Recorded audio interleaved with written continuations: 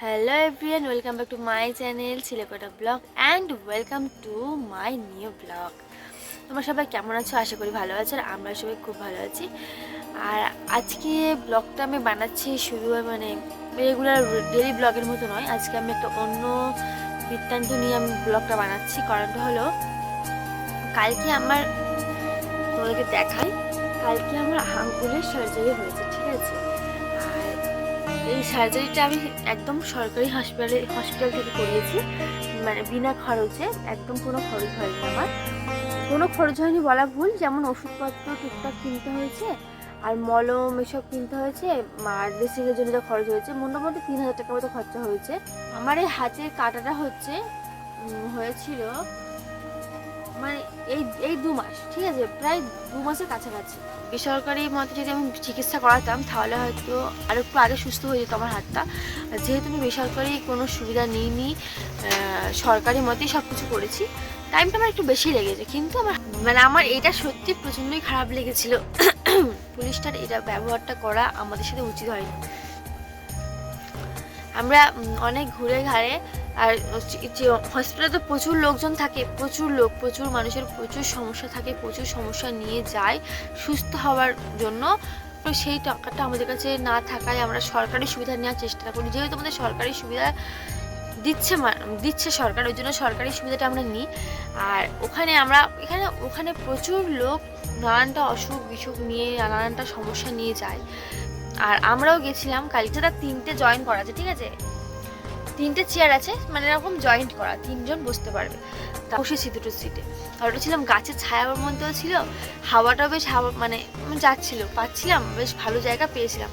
7 minute বসার পরেই পুলিশটা এসে এমন বিহেভ করলো, বলছে তোমরা এখান থেকে ওঠো।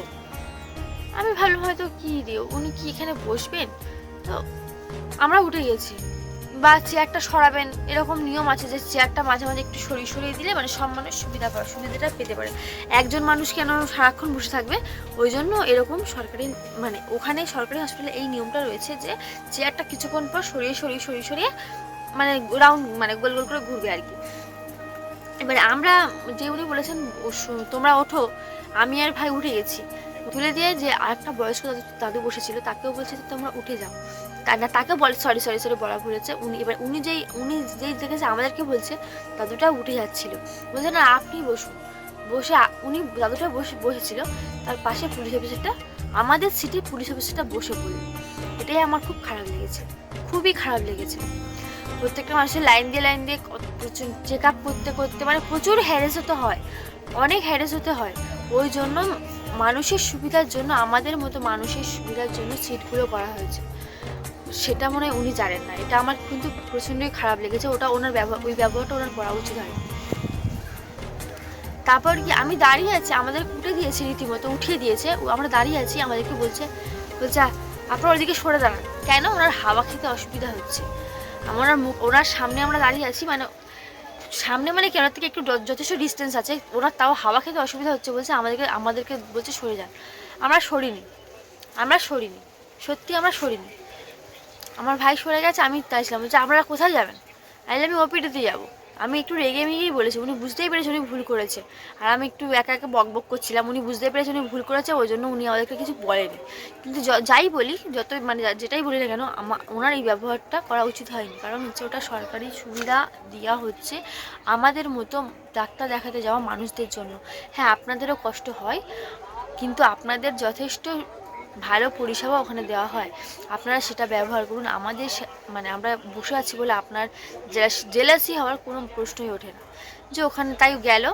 তো আমরা ওখান থেকে তার কিছুক্ষণ পর চলে এলাম।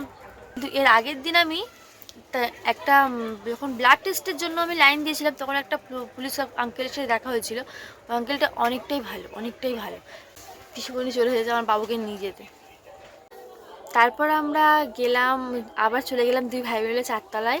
অনেকগুলো লাইন, সব জামা কাপড় চেঞ্জ করে, মানে অপারেশনের ড্রেস পরে 5 জন 6 জন দাঁড়িয়ে আছে। আমি ভাবলাম যে ভাই আমাদের কি দেরি হয়ে গেল নাকি, আমাদেরকে হবে না নাকি, ওগুলো টেনশন একটু হচ্ছিলো। তারপর আমরা আবার ওটিতে ওখানে যে ডাক্তার ছিলেন ওনাদেরকে দেখালাম, ওনাদেরকে জিজ্ঞাসা করলাম।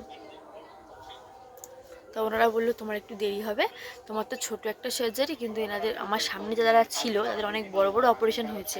আমার সত্যি খুব ছোট একটা অপারেশন, আর ওনাদের হচ্ছে অনেক বড় অপারেশন হয়েছে।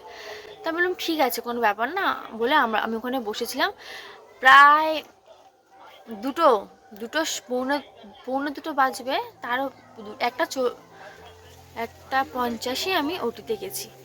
আমার তখন আমার ওটিতে ঢুকেছি আর আমার বেরিয়েছি 2:30টার সময়। আমার হাতের এখন কন্ডিশন তোমাদেরকে আমি দেখাতে পারবো না, আমি হয়তো কালকে বা পরশু তোমাদের সাথে আমি আমার হাতটা শেয়ার করবো, আমার হাতের এখন অবস্থাটা কি। আমি জানি তোমরা দেখলে ভয় পাবে। তো ফাইনালি আমার ওটিটা কমপ্লিট হলো। তো ওটির ভেতরে ওটি যখন আমি ঢুকি, মানে আমার ড্রেস চেঞ্জ করে ওটিতে যখন ঢোকানো হয়েছিল, মানে ওরা খুব ভদ্র ব্যবহার করেছিল, ডাক্তারগুলোর ব্যবহার খুবই ভালো। আর মানে মা ছাড়া কথাই বলছিল না, খুব ভালো ভদ্র ভাষায় খুব ভালোভাবে কথা বলছিল, যাতে আমি একটুও ভয় না পাই। মানে খুব মানে কুল রাখার চেষ্টা করেছিল আমাকে, এরকম মানে খুব ভালো ট্রিটমেন্ট করেছিল। তারপর আমাকে যেটাই করছিল আমাকে জিজ্ঞাসা করছিল, বলছিল মা এখানে তোমার চ্যানেল করব, মা তোমার একটু লাগবে। তারপর এখান থেকে চ্যানেলে আমার যখন কি পাওয়া যাচ্ছিল না, আমি যেটা জানি না। তারপর আবার এই দাম মানে এই জায়গাটা আবার চ্যানেল করেছিল, এখন ফুটো বলছি, এখনও সুচ ফোটানোর দাগটা রয়েছে, ওখানে চ্যানেল করেছিল। আমাকে সেটাও বলেছিল যে তোমার এখানে কি পাওয়া যাচ্ছে না, ওই জন্য ওখানে করছি। এরকম মানে যেটাই করে। তারপর অবশ করার ইঞ্জেকশন দিয়েছিল, সেটাও পর্যন্ত বলছে মা তোমার হাতের এই পিছনে এখানে সামনে অবশ করে ইঞ্জেকশন দিয়েছে, সেটা পর্যন্ত আমাকে বলে ইঞ্জেকশন দিয়েছে। আর যেটা করছে মোটামুটি আমাকে বলে করছিল, আর সেটা আমি বুঝতেই পারছিলাম, আমি জানতেও পারছিলাম। আর আমার প্রচণ্ড ভয় লাগছিল বলে আমি চোখটা বন্ধ করে এপাশে মুখ ঘুরে দিচ্ছিলাম, আমি কিছুই দেখিনি।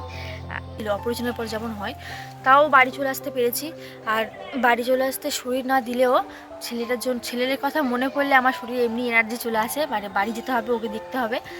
আমাকে তো হসপিটালে ভর্তি থাকতে বলে আমার অপারেশনটা করাবে বলেছিল, কিন্তু আমি করাইনি, কারণ আমার ছেলে আছে, ও 10-12 দিন থাকবো, কার কাছে রাখবো আমি ওকে?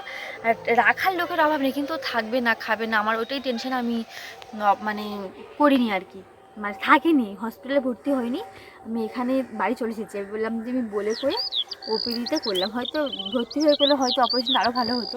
যেটুকুনি করেছে আমার ভালোই করেছে, যা হয়েছে ভালোই হয়েছে। তো অপারেশন অলমোস্ট ডান, ওষুধ লিখে দিয়েছে, কিনে চলে এসেছি, কিনে চলে এসেছি, ওষুধ কিনে ঘরে চলে এসেছি। আর হ্যাঁ, আর একটা কথা বলতে ভুলে যাচ্ছি, ওখানে আরও একটা ভালো সুবিধা, যাতে আমাদের মতো মানুষের ওষুধ কিনতে অনেক টাকা খরচ না হয়ে যায়, ওখানে একটা ফ্রাঙ্ক রস বলে একটা মানে ফার্মেসি আছে, ওখানে তুমি যদি ওষুধ কেনো 50%-এর বেশি তোমার ডিসকাউন্ট আছে। হ্যাঁ, কিছু তো আর তার মধ্যে কিছু তো কিনতে হয়।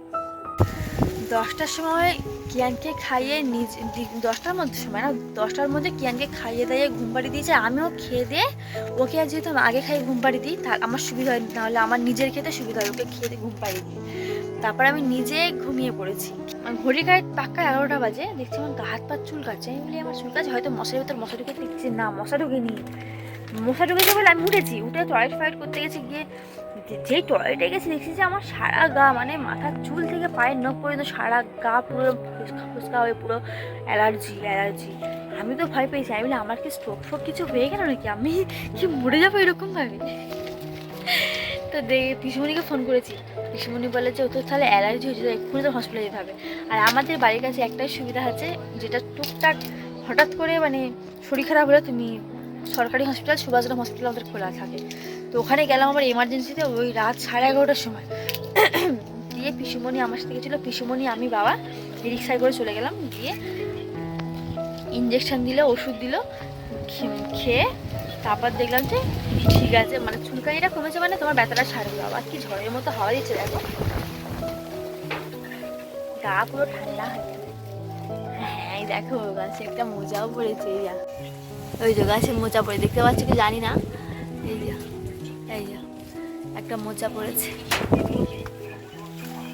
সঙ্গে সঙ্গে তো ফোলা কমেও না, ওষুধ যতই তুমি খাও না কেন।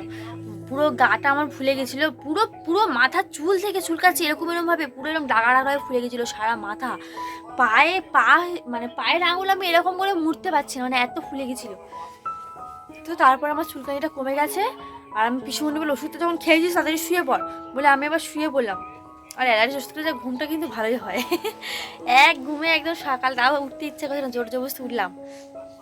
তাই আমি তোমাদেরকে শেয়ার করতে চেয়েছিলাম যে আমার হসপিটালের জার্নিটা কেমন ছিল এই 2 মাস। তোমরা দেখতে পাচ্ছ আমি শুধু হসপিটাল হসপিটাল হসপিটাল ঘর হসপিটাল ঘর ঘর হসপিটাল এইসব করে যাচ্ছি।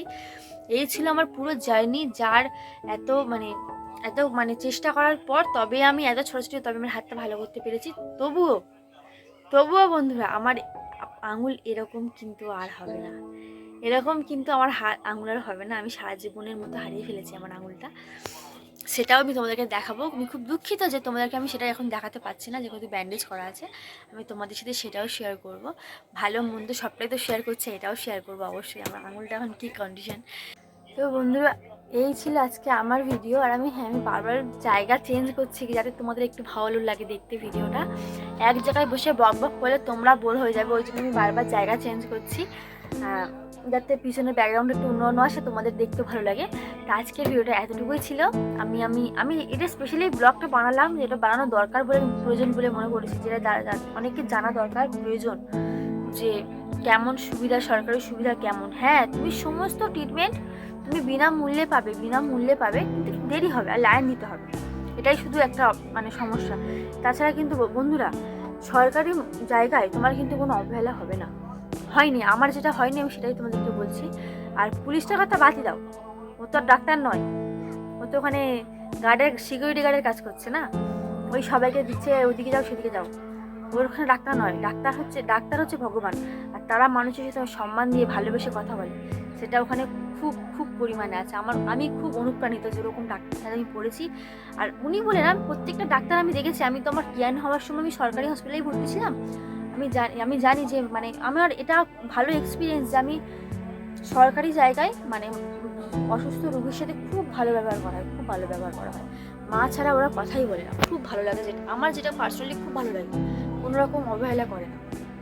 তো এই ছিল আমার 2 মাসের জার্নি বন্ধুরা। তোমরা অনেক দেখেছো আমি হসপিটাল অনেকবার গেছি, অনেকবার ব্লগ করিও নি।